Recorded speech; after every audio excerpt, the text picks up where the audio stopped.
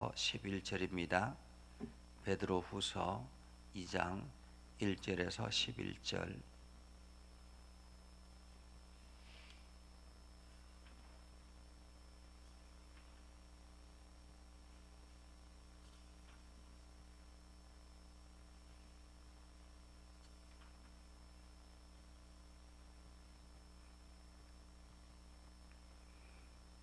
같이 함께 한 목소리로 읽겠습니다. 그러나 백성 가운데 또한 거짓 선지자들이 일어났었나니 이와 같이 너희 중에도 거짓 선생들이 있으리라. 그들은 멸망하게 할 이단을 가만히 끌어들여 자기들을 사신 주를 부인하고 임박한 멸망을 스스로 취하는 자들이라. 여럿이 그들의 호색하는 것을 따르리니 이로 말미암아 진리의 도가 비방을 받을 것이요 그들이 탐심으로서 지어낸 말을 가지고 너희로 이득을 삼으니 그들의 심판은 옛적부터 지체하지 아니하며 그들의 멸망은 잠들지 아니하느니라. 하나님이 범죄한 천사들을 용서하지 아니하시고 지옥에 던져 어두운 구덩에 두어 심판 때까지 지키게 하셨으며 옛 세상을 용서하지 아니하시고 오직 의를 전파하는 노아와 그 7 식구를 보존하시고 경건하지 아니한 자들의 세상에 홍수를 내리셨으며 소돔과 고모라 성을 멸망하기로 정하여 죄가 되게 하사 후세에 경건하지 아니할 자들에게 본을 삼으셨으며 무법한 자들의 엄란한 행실로 말미암아 고통당하는 의로운 롯을 건지셨으니 이는 이 의인이 그들 중에 거하여 날마다 저 불법한 행실을 보고 들음으로써 그 의로운 심령이 상함이라. 주께서 경건한 자는 시험에서 건지실 줄 아시고 불의한 자는 형벌 아래 두어 심판 날까지 지키시며 특별히 육체를 따라 더러운 정욕 가운데서 행하며 주관하는 일을 멸시하는 자들에게는 형벌할 줄 아시느니라. 이들은 당돌하고 자긍하며 떨지 않고 영광 있는 자들을 비방하거니와 더 큰 힘과 능력을 가진 천사들도 주 앞에서 그들을 거슬러 비방하는 고발을 하지 아니하느니라. 아멘. 오늘도 하나님의 은혜가 여러분에게 가득하기를 바랍니다. 여러분들이 날마다 하나님이 주시는 힘으로 용기를 가지고 오늘도 승리하며 살아갈 수 있기를 바랍니다. 오늘도 우리가 온라인상에 함께 예배하는 우리 김광식 장로님, 곽선호 권사님 함께 해서 참으로 감사합니다. 여러분 모두 다가 하나님의 은혜와 사랑이 가득하여서 행복한 하루를 보낼 수 있기를 주님의 이름으로 축복합니다. 우리가 마지막 때가 되면 이게 교회를 잘 정하는 것도 참 복이고 목회자를 만나는 올바른 목회자를 만나는 것도 복이다라는 그런 이야기를 많이 합니다. 그 이유 중에 하나가 마지막 때가 되면 거짓 선지자들이 많이 일어난다라는 것입니다. 여기저기서 내가 올바른 목회자다, 혹은 내가 예수 그리스도다, 내가 이게 재림주다, 이러한 거짓 선지자들이 많이 일어난다라는 거죠. 오늘 사도 베드로가 이 베드로 후서를 다시 기록하게 된 배경도 그러합니다. 흩어져 있는 수많은 그리스도인들이 이 로마의 지배 아래서 굉장히 핍박을 받고 있는 가운데서 문제는 외부적인 고난이 아니라 내적인 갈등과 고민이었습니다. 그 내적인 고민과 갈등은 어디서 일어나느냐 하면 이 가만히 들어온 거짓 선지자들 때문에 그렇습니다. 그래서 베드로후서 1장에 보면 하나님의 예언, 다시 말하면 하나님의 말씀을 해석하는 데 있어서 이 예언은 사사로이 풀 것이 아니다라고 이야기를 합니다. 사실 우리가 성경을 읽을 때 그냥 아무 생각 없이 성경을 읽는 경우들이 많이 있고, 이 성경을 읽을 때 그냥 아무런 의미 없이 그냥 성경을 해석하는 경우들도 많습니다. 그런데 이 성경은 영적인 권능을 가지고 있기 때문에 기도하지 않고 성경을 읽으면 이 말씀의 의미가 알아내기도 어렵지만은 잘못된 해석을 할 경우들이 굉장히 많다라는 것입니다. 성경은 일반 다른 책들과 엄연히 다르다라는 거예요. 그래서 이 성경은 사사로이 풀 것이 아니다라고 오늘 베드로후서는 말하고 있는데, 그 사사로이 풀려고 하는 거짓 선지자들이 많더라라는 것입니다.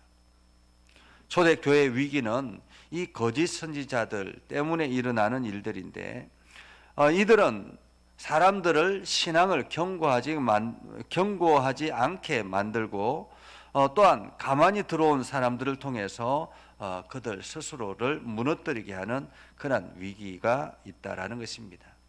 사단은 사람을 사용하시는데, 이 사단은 반드시 사람을 사용하는데 자기 손에 들어온 사람들을 사용합니다. 사단의 지배를 받고 있는 사람들은 너무 깊이 사단의 지배를 받고 있기 때문에 자기 자신이 사단의 지배를 받고 있는 줄도 모르고, 마치 자기가 하나님의 선한 일을 하는 것처럼, 하나님을 섬기는 것처럼 그렇게 착각에 빠진다라는 것입니다. 오늘 거짓 선지자들에 대해서 이야기를 하는데, 선지자는 어떤 사람들입니까? 선지자는 말씀을 대언하는 사람들입니다. 선지자는 말씀을 대언하는 사람들인데, 또한 선지자는 말씀을 대언해서 주님의 영광을 드러내는 일들을 하는 사람이 바로 선지자들입니다. 그래서 사도 베드로는 자기네들이 얼마나 진실하게, 얼마나 최선을 다해서 이 말씀을 대언했는가라는 것을 베드로후서 1장에 이야기를 합니다. 그럼에도 불구하고 이렇게 사람들을 혼란하게 만들고 자기 욕심, 자기 이기심을 채우면서 이 하나님의 말씀을 가장하는 거짓 선지자들이 있었다. 이 거짓 선지자들은 하나님의 말씀에 자기의 욕심과 자기의 이기심을 채워나가면서 하나님의 나라를 파괴하는 역할을 한다라는 것입니다. 그래서 이 거짓 선지자는 우리가 어떻게 구분하는가라는 거예요. 거짓 선지자는 어떻게 구분하는가를 오늘 베드로 사도는 거짓 선지자의 모양을 보면 우리는 알 수 있다라고 이야기를 합니다. 1절에 이렇게 이야기하죠. 백성 가운데 또한 거짓 선지자들이 일어났었나니 이와 같이 너희 중에도 거짓 선생이 있으리라. 그들은 멸망하게 할 이단을 가만히 끌어들여 자기들을 사신 주를 부인하고 임박한 멸망을 스스로 취하는 자들이라. 이 거짓 선지자는 이때만 있었던 것은 아니었습니다. 이미 구약 시대 때도 끊임없이 거짓 선지자들이 있었거든요. 이사야 선지자가 활동했을 때도, 예레미야 선지자가 활동했을 때도 끊임없이 거짓 선지자들이 있었습니다. 이 거짓 선지자들은 정권에 붙어서 늘 이 정권의 그 힘을 이용해서 자기의 욕심을 채워나가는 그러한 거짓 선지자들이었죠. 그래서 이사야 선지자나 예레미야 선지자를 그들은 오히려 그들을 향해서 거짓 선지자라고 이야기를 하면서 감옥에 가두기도 하고 핍박을 하기도 하고 심지어는 목숨을 위협하기도 했던 것입니다. 그러나 성경은 그들이 오히려 거짓 선지자였다라고 하나님께서는 말씀하셨죠. 이것처럼 오늘 이 시대 베드로 사도가 이야기하는 이때도 여전히 거짓 선지자들이 일어나서 교회를 파괴하는데 어떻게 파괴하느냐라는 것입니다. 어떻게 파괴하느냐? 가만히 들어와서 이단을 끌어들이고 사신주를 부인하게 하고 임박한 멸망을 스스로 취하게 하는 자들이다라고 이야기를 하죠. 그래서 이 거짓 선지자들의 모양은 어떠하냐면 2절에 보면 이렇습니다. 그들의 호색하는 것을 따르리니. 그들의 모습은, 그들의 외형적인 모습은 호색하는 것이 가득하다라는 것입니다. 호색을 따른다라는 것입니다. 음란하다라는 말이죠. 한마디로 정상적이지 않다라는 말입니다. 음란하다. 우리가 가끔씩 TV나 매스컴을 통해서, 뉴스를 통해서 이러한 이 음란의 행위를 하는 그러한 목회자들을 봅니다. 그 사람들을 통해서 마치 교회가, 목회자가 모두 다가 그러한 것처럼 그렇게 넘어가는 경우들도 많죠.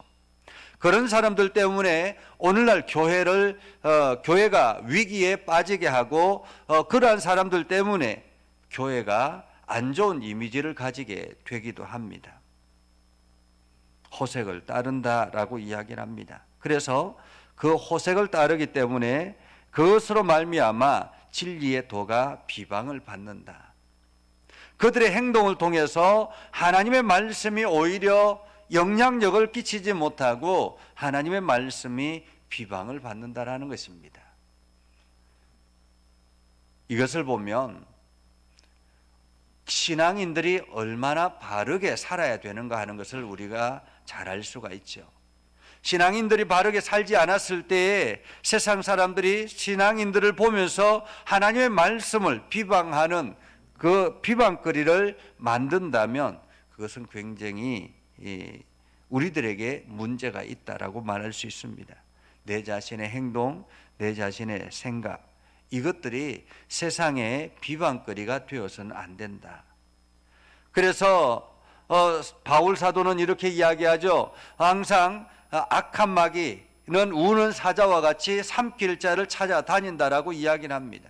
그래서 언제 어느 때 우리를 집어 삼키려고 하는지 기회를 호시탐탐 엿보기 때문에 우리가 그들에게 조그만 틈도 주어서는 안 된다라고 이야기를 하죠. 또한 거짓 선지자들은 어떤 모양을 가지고 있느냐 하면 3절에 보면 탐심이다라는 거예요. 탐심으로서 지어낸 말을 가지고 너희로 이득을 삼으니 그들의 심판은 옛적부터 지체하지 아니하며 그들의 멸망은 잠들지 아니한다라고 이야기를 하죠. 거짓 선지자들은 탐심이 가득하다라는 것입니다. 탐심이, 욕심이 가득하다라는 거죠. 우리가 이단들을 보면, 이단들의 수장들을 보면 그들이 얼마나 탐심이 많은가 하는 것을 알지 않습니까? 이단들의 수장들이 가난하게 산다고 하는 것을 본 적이 없습니다. 그들에게는 엄청난 재산들이 있고 그 모든 것들이 자기네들 소유가 되어서 그것을 누리는 사람들이 굉장히 많습니다. 그리고 그 사람이 죽고 나면 그 후손들이 끊임없이 재산 다툼을 가지고 하는 것을 보게 되지요. 여호와의 정인이라든지 신천지라든지 하나님의 교회라든지 이러한 사람들 보면 대부분이 그렇습니다. 탐심으로 가득 채워져서 그들이 엄청난 부를 누리는 것을 보게 되죠. 정말로 그들이 하나님의 대언자였다면, 하나님의 말씀의 대언자였다면 세상의 것에 그렇게 집착할 필요가 있을까요? 근데 그들은 탐심으로써 자기의 말들을 지어낸다라는 것입니다.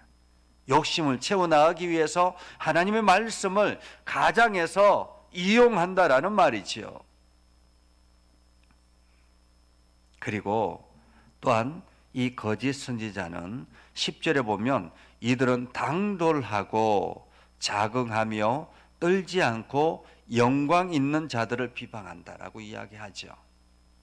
이들은 사실 하나님을 모르는 사람들입니다. 이 거짓 선지자들은 하나님을 모르는 사람들입니다.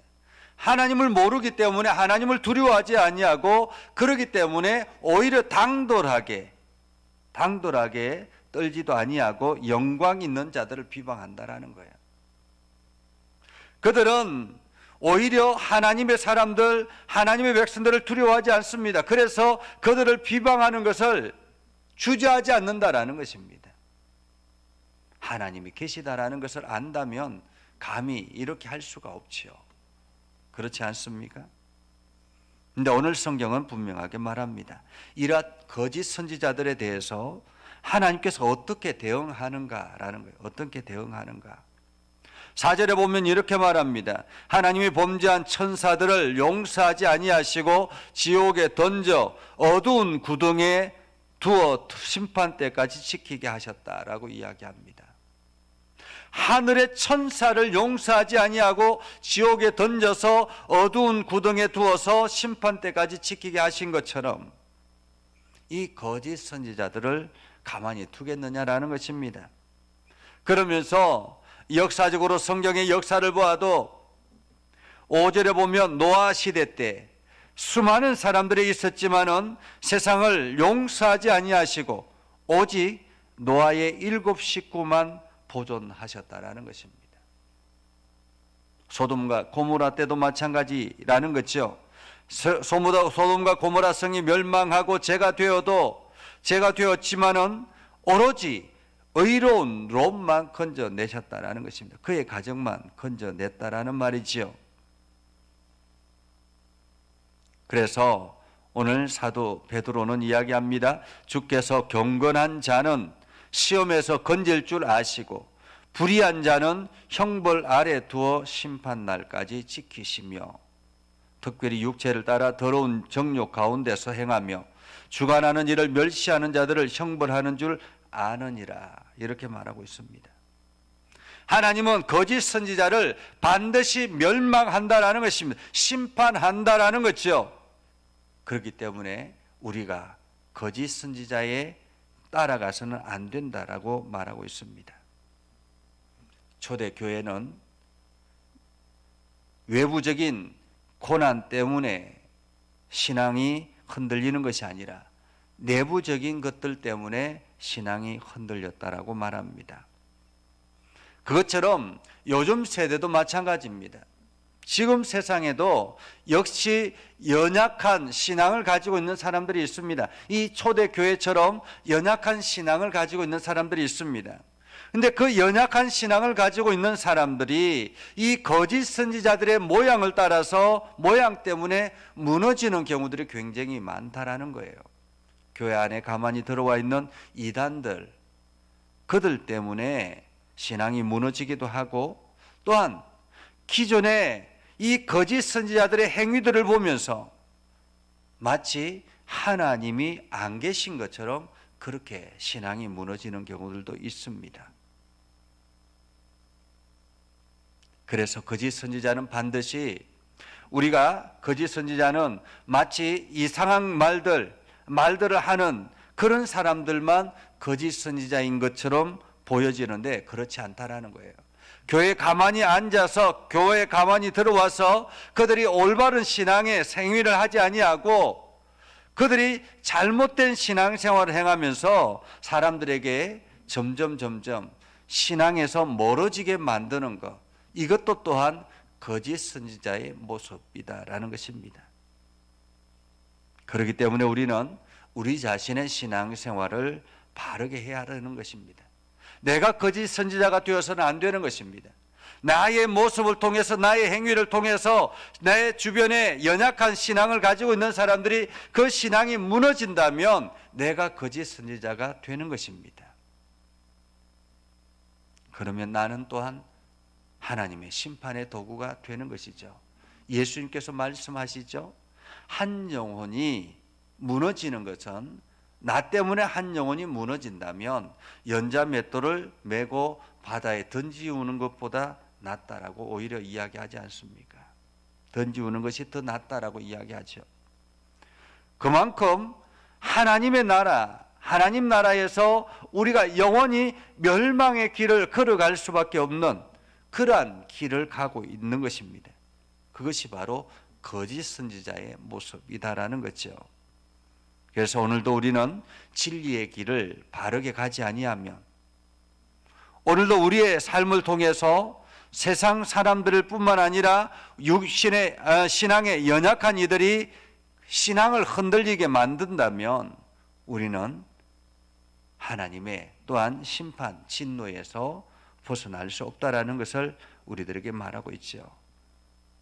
지금도 여전히 온라인상이나 세상 사람들은 마치 교회가 이상한 단체처럼 하나님이 없는 것처럼 그렇게 용감하게 떠드는 사람들이 있습니다.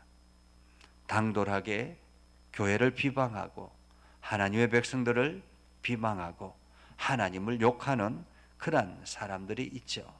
무식하면 용감하다라는 것처럼 그렇게 행하는 사람들이 있습니다. 이 모두가 거짓 선지자의 모습 중에 하나라고 말할 수 있습니다. 그래서 오늘도 우리는 우리 신앙을 철저하게 지키며 하나님의 말씀 앞에 겸손하게 서야 할 것입니다. 그래서 한 해를 마무리하는 지금 이 시대에 우리가 얼마나 하나님 앞에 겸손하게 나아가는가, 우리가 하나님 앞에 진실되게 나아가는가, 이것을 다시 한 번 더 돌아보고 내 자신이 영적으로 깨어있는 저와 여러분들이 될 수 있기를 주님의 이름으로 축복합니다. 기도하겠습니다. 거룩하신 아버지 하나님, 은혜를 감사합니다. 오늘도 하나님의 은혜 가운데 거하게 하시고 하나님의 사랑 가운데 거하게 하셔서 우리가 영적으로 깨어나게 하시고 날마다 하나님의 말씀 앞에 진실되게 나아가게 하옵소서. 하나님, 언제나 거짓 선지자들은 일어나고 있다라고 말씀해 주셨는데 지금 이 시대에 우리 주변에도 끊임없이 거짓 선지자들로 인해서 하나님의 거룩한 백성들이 위협을 당하고 있음을 우리가 압니다. 하나님, 그래서 오늘도 우리는 기도할 수밖에 없고 하나님 앞에 엎드릴 수밖에 없고 하나님의 도움을 구할 수밖에 없습니다. 하나님, 우리의 신앙을 바르게 하게 하시고 우리가 넘어지지 않게 하시고 우리가 언제나 하나님의 말씀 붙들고 하나님의 인도하심 받으며 살아가게 하옵소서. 그래서 올 한 해를 잘 마무리하고 2021년을 지혜롭게 준비하며 나아가는 우리 모두가 되게 하옵소서. 오늘도 믿음의 백성들이 살아가는 모든 과정에 하나님께서 책임져 주시고 저들의 손을 붙잡아 주셔서 힘들지 않게 하실 뿐만 아니라 저들이 특별히 육신에 연약한 이들과 환경적으로 어려운 이들을 주님께서 강하게 하셔서 하나님의 거룩한 나라를 이루는 축복의 통로로 사용하여 주옵소서. 예수님의 이름으로 기도드립니다. 아멘. 이제는 우리 구주 예수 그리스도의 은혜와 하나님 아버지 극진하신 사랑과 성령님의 감화 감동, 역사 위로 교통하심의 은혜가 오늘도 주의 말씀 안에 있는 모든 믿음의 백성들 위해 하는 모든 일들 위해 영원토록 함께 하옵시기를 간절히 축원하옵나이다. 아멘.